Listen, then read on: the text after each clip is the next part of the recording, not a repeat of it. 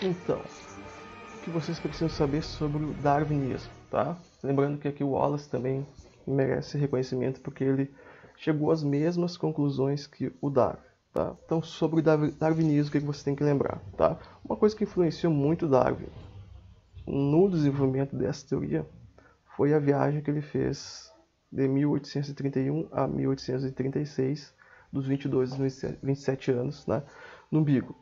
É um navio da exploração inglês, né, ele era inglês, que foi fazer uma viagem para fazer mapas mais precisos, com equipamentos muito mais precisos, né, gastaram muito dinheiro nessa viagem. A Inglaterra estava muito interessada no que eles tinham aqui no hemisfério sul, né? Ele publicou o livro em 1859, tá? Como eu disse para vocês, uh, o artigo, né, o que ele tinha, as informações que ele tinha foram lidas no Congresso em 1858, junto com o artigo que o Wallace escreveu, né? Em 59 ele publicou o livro dele, tá? 23 anos depois da viagem, né? Ele tinha 50 anos na época. Por que ele demorou tanto para publicar? Como eu disse para você, ele tinha medo do que a teoria dele poderia causar para a família dele. A família dele podia ser perseguida, alguma coisa do tipo, né? Ele conhecia pessoas que tinham tido problemas quando contrariavam o que era aceito como consenso pela sociedade, né? E a religião, eu já disse também, ela interferia bastante socialmente, tá? Então, o que influenciou ele? A viagem do Beagle. Ele viu uma diversidade de indivíduos, né, muito grande. Ele foi convidado a viajar, né, ele estava na faculdade e foi convidado a viajar, a ser naturalista da expedição, porque ele era bastante inteligente, né, foi indicado para isso, ele teve que pagar. Mas como ele já gostava de viajar, ele tinha, né, de colecionar, ele achou uma oportunidade muito grande, muito interessante e grande para isso. Ele leu durante a viagem o gradualismo geológico, que diz o quê? Que as rochas da Terra, né, as montanhas e rochas vão se modificando ao longo do tempo. E já deu uma, tá, mas se as rochas vão se modificando, os seres vivos poderiam se modificar. Tá? O Charles Lyell, o autor do livro, ficou amigo dele, inclusive, depois. Uma outra coisa que influenciou bastante foi a diversidade de indivíduos, desses animais e plantas que ele viu durante a viagem dele. Uh, Foram as Ilhas Galápagos. Você já deve ter escutado falar também, que são 13 ilhas com 13 espécies de aves, chamadas de tentilhões. Hoje são comumente chamadas de tentilhões de Darwin. Cada espécie diferente para cada ilha. E cada espécie tinha um bico adaptado para o alimento disponível para cada ilha. Então, cada ilha tinha um alimento disponível e as espécies foram adaptando seu bico para conseguir comer aquilo. E quarta influência, domesticação, né? Ou seleção artificial. É possível o ser humano selecionar características que ele quer em uma planta ou algum animal? Sim, a gente vai ver depois, tá? Aqui eu tenho, ó, era um navio, ele foi viajar, ele passou 5 anos viajando, a cabine dele era bem pequena, ele era um cara grandão, tinha 1,80 m mais ou menos, ele tinha que se abaixar para entrar na cabine, né? Imagine 3,5 por 3, se não me engano, a cabine que ele tinha. O navio tinha 27 metros, era relativamente pequeno, tá? Tinha de boca 7,5 metros, né? 27 metros é mais ou menos o tamanho da quadra externa do Elisa ali, tá? E decalado, que seria essa parte que fica embaixo d'água, tem 3 metros e pouco, 3 metros e 80. Tá? Então ele viajou, né? Ele não passou 5 anos dentro do navio, tá? Ele, desses 5, um pouquinho menos de 5 anos, 3 anos e 1 mês ele passou em terra. Ou seja, o capitão Fitzroy, Robert Fitzroy, né, que convidou ele para viajar, pegou e deixava ele em terra e ia fazer as medições da costa, né? Então, imagina ele passar tanto tempo assim viajando, 5 anos. Não, a maior parte do tempo ele passou em terra, tá? A gente vai ver depois. Aqui tem um mapa, né, antigo. Por que a Inglaterra mandou esse navio fazer essa expedição? Perceba que os mapas antigos, esse mapa é de 1700 alguma coisa, tá? Eles não eram muito precisos quanto à costa. A Inglaterra já tinha interesse, terras, né, que ficavam mais para baixo, deu um probleminha depois ali, né, uma guerrinha com a Argentina depois, bem depois, né, mas a Inglaterra já tinha interesse nessas terras que tinham para baixo e mandou fazer mapas mais precisos. Já que vocês percebem que os mapas são bem estranhos aí. Tá? E aqui está o percurso que ele fez. Né? Eles saíram em dezembro de 1831 da Inglaterra, passaram nas Ilhas Canárias, em Cabo Verde, chegaram no Rio de Janeiro, antes eles passaram em Pernambuco, no Rio, né? Então ele esteve no Brasil. Ele, na verdade, da natureza ele achou exuberante, né? Ele escreveu bastante sobre isso, mas da escravidão, das pessoas, né, que ele achou bem rudes, e da burocracia ele odiou. Inclusive ele disse que nunca mais ia voltar no Brasil depois de ver o que ele viu aqui, né? Ele viu um escravo apanhando, ele odiou, né? Mas isso é outra história. O navio fez a volta aqui na América do Sul, né? Passou ali nas Ilhas Malvinas, né? E chegou aqui nas Ilhas Galápagos, que a gente vai citar depois. Fez toda a volta, né? Chegou na Austrália, passou pela África, voltou para o Brasil, gostaram bastante do Brasil e voltou para a Inglaterra. Isso tudo em 5 anos. E o Fritz Roy fazendo medições, né, da costa. Perceba que ele fez bastante interesse, era mais na América do Sul aqui, ó. Ele foi parando em vários lugares, né?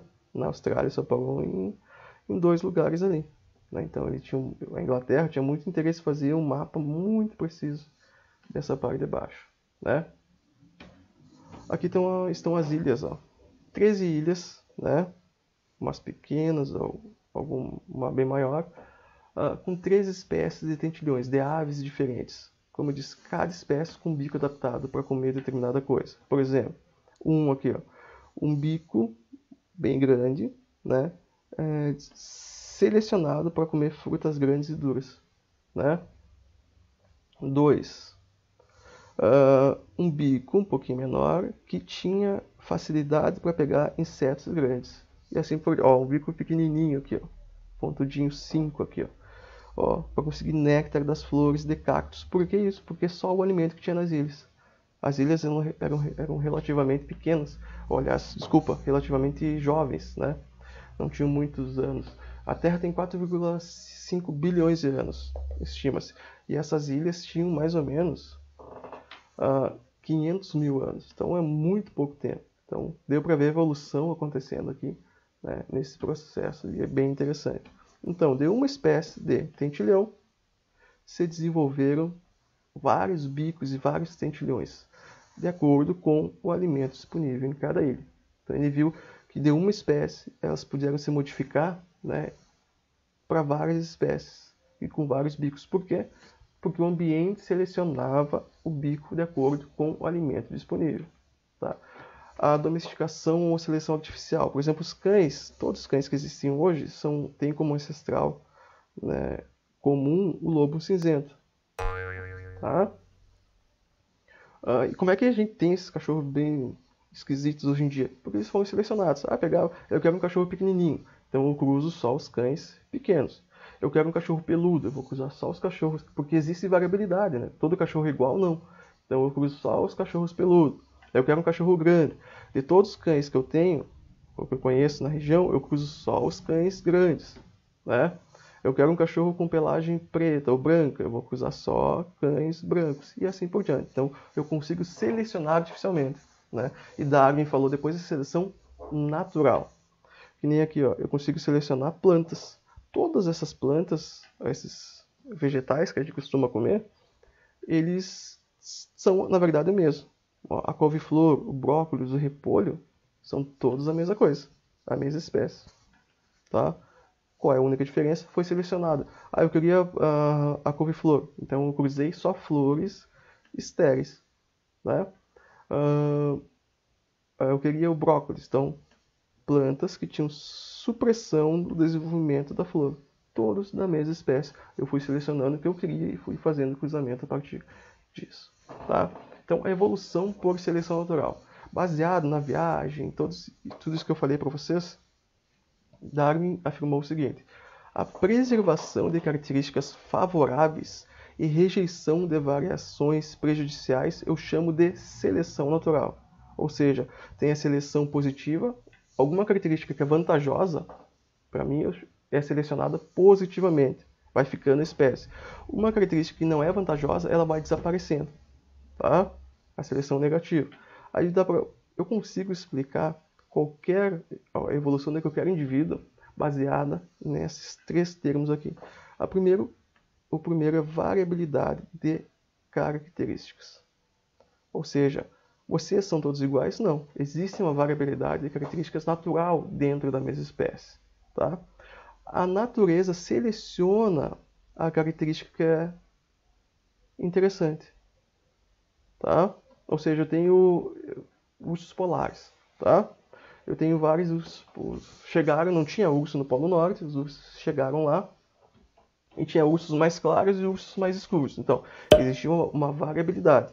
Quem é que teve vantagem, né, e foi selecionado? O urso que era mais claro ou o urso que era mais escuro?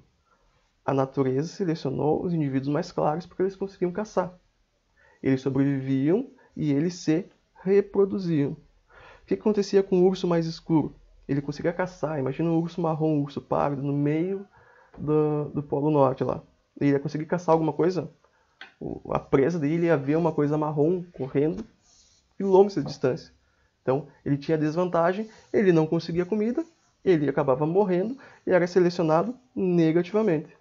O urso polar, que tinha vantagem, era selecionado positivamente, ficava vivo e conseguia se reproduzir. E essa característica era passada aos seus descendentes, né? Então, basicamente, assim eu consigo explicar, através da variabilidade, da seleção das características mais aptas e da reprodução dos indivíduos que têm essas características, né? Ou seja, a característica passa, né, aos descendentes, porque ele ficou vivo e o que não tinha vantagem morreu, assim vai acontecendo. Tá? Então, como é que o urso polar lá no Polo Norte, como eu disse, ele ficou branco porque ele quis? Não. Os ursos mais claros iam tendo vantagem, iam se reproduzindo, né? E tinham essa característica passada. Por que o urso não ficou escuro? Que nem nas florestas abaixo. Porque ele não conseguia caçar. Se não conseguia caçar, não tinha comida e acabava morrendo. Tá? Outro exemplo que eu poderia dar é das aves que o Lamarck deu, as aves que têm as pernas compridas, né? Como Darwin explicaria aquilo, né? Existiam aves com diferentes tamanhos de perna. Quem é que tinha mais vantagem? A ave que tinha a perna mais comprida, né? Ou seja, tinha aves com pernas mais compridas e pernas curtas. Quem é que conseguia ir mais fundo e conseguir comer mais? A que tinha mais comprida. Era selecionado positivamente, continuava viva. A que tinha perna curtinha ia conseguir comer? Não. Essa característica ia desaparecendo. Quem é que ia se reproduzir? A ave com perna longa. Então, a reprodução dos indivíduos com características mais adaptadas à sobrevivência. Tá? Então, basicamente é assim. Isso fala o Darwin. Sobre a variabilidade, sobre a seleção natural e sobre a reprodução de indivíduos com características mais adaptadas àquele ambiente. Tá? Por exemplo, o urso polar, isso vai depender quem é que vai selecionar. O meio ambiente seleciona. Por exemplo, o urso polar, ele pode ficar no meio de uma floresta? Ele ia ter vantagem na floresta? Não, ele ia acabar morrendo. Tá? Por quê? Imagina um urso branco no meio da floresta. Né? Por que não tem urso branco lá? Porque quem nasce branco tem desvantagem lá. Né? E se ele tem desvantagem, ele não vai conseguir comer, não vai conseguir se reproduzir. Então tudo vai depender do ambiente que está sendo falado. Aqui é uma questãozinha rapidinho. Ó. Considere os dados, variação de características, uso e desuso, alternância genética, seleção natural, sobrevivência do mais apto. A teoria do Darwin obedece à sequência. Darwin falou em genética? Não. Então já corta. Falou em variação de características? Sim. Falou em uso e desuso? Quem falou isso foi o Lamarck. Seleção natural, Darwin falou. E sobrevivência do mais apto. Falou também. Então é 1, 4 e 5. 1, 4 e 5, opção D. Percebe como é interessante ver quais são os atributos das outras teorias da evolução? Porque aí vocês não marcam elas. Aqui a gente vai começar fazendo uma comparação. Ó. A natureza, ou seja, o meio, seleciona as formas mais bem adaptadas, favorecendo sua sobrevivência e reprodução, né, As formas menos adaptadas tendem a desaparecer. Por que elas desaparecem? Se aquela característica não traz vantagem, o que vai acontecer? O indivíduo não vai conseguir se reproduzir, né? Ou vai morrer de fome, não vai conseguir se reproduzir, e morto, até porque morto não se reproduz, e essa característica vai desaparecer. Tá? Importante aqui, ó, a natureza não cria formas, ela seleciona entre as formas existentes. Ou seja, não existe intenção. O urso polar não ficou branco porque ele quis.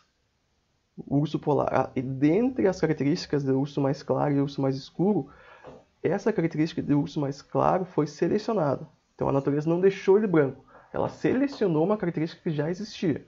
Tá? Não existe intencionalidade na evolução. Ou seja, a ave ficou com a perna mais alta ou ficou maior porque quis? Não. Existia variabilidade. Que nem tem alguns de vocês que são mais altos, alguns mais baixos. Né? Por algum motivo. Tem alimento só em cima. Quem é que vai ter vantagem dentre vocês em pegar alimento? Quem é mais alto. Mas se tem alimento só embaixo, ou que seja mais fácil para pessoas mais baixas pegarem, quem é que vai ter vantagem? As pessoas mais baixas. Tudo vai depender do ambiente. Tá? Ou seja, aqui, ó, fazendo uma comparação. Para Darwin, o ambiente seleciona as transformações. E para Lamarck, o ambiente causa elas. O ambiente causa elas. Qual é a verdadeira? A do Darwin.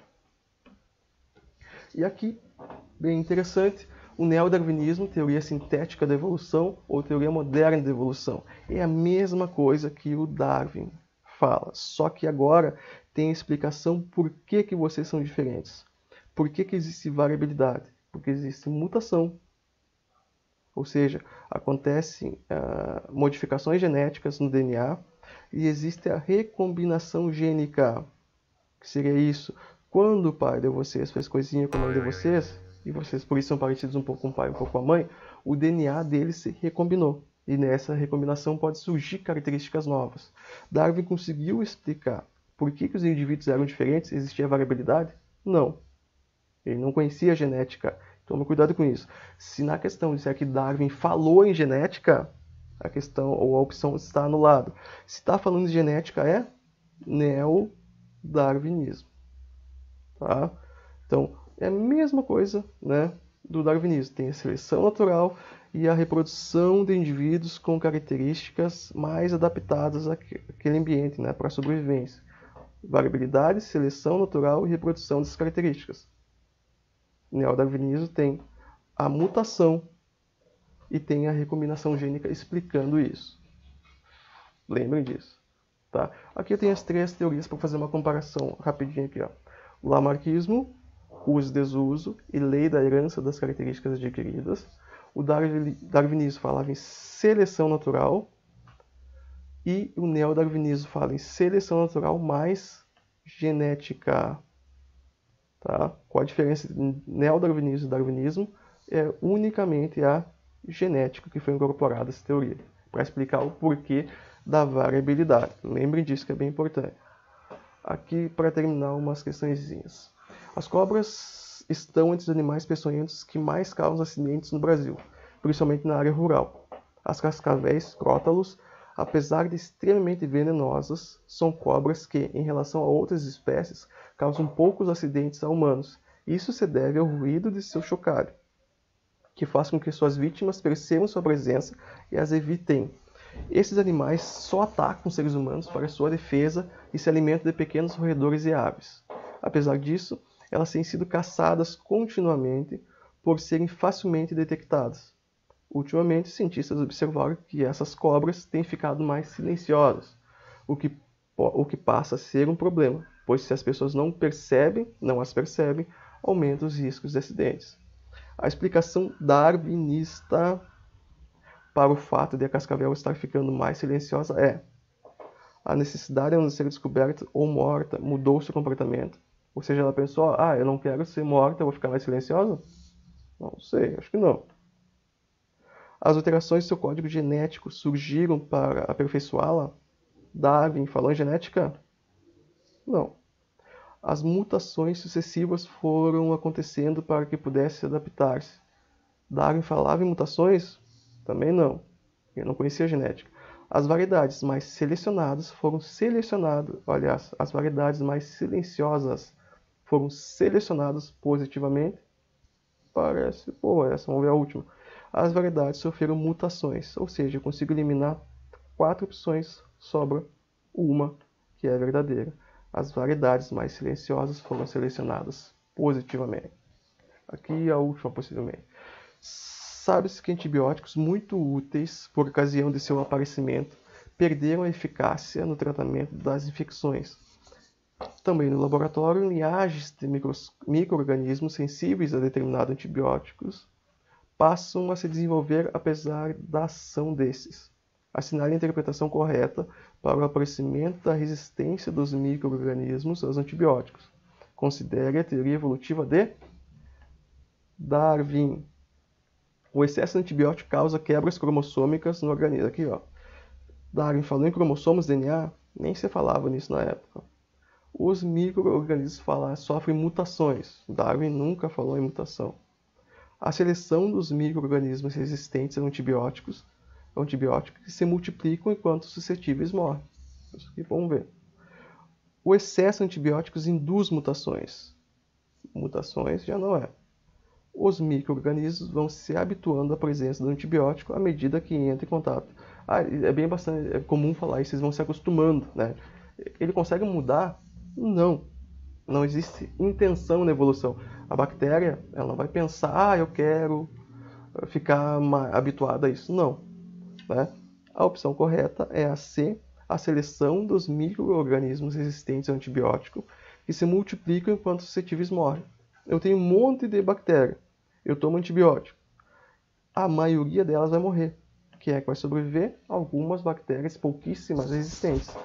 Né? Ela vai se reproduzindo. Se eu tomar cada vez mais antibiótico, eu vou selecionar apenas as bactérias que são resistentes. E elas vão se reproduzir, eu vou ter cada vez mais bactérias resistentes. Tá?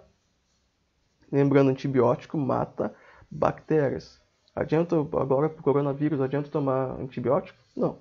Tá? Tome cuidado com isso. O vírus, né, não é morto por antibiótico. E era isso. Tá? Espero que tenha ajudado. Qualquer dúvida, entre em contato, que eu sei que esse é um conteúdo bem interessante e eu presumo que vai cair na prova. Espero. Tá? Tchau e beijo para vocês.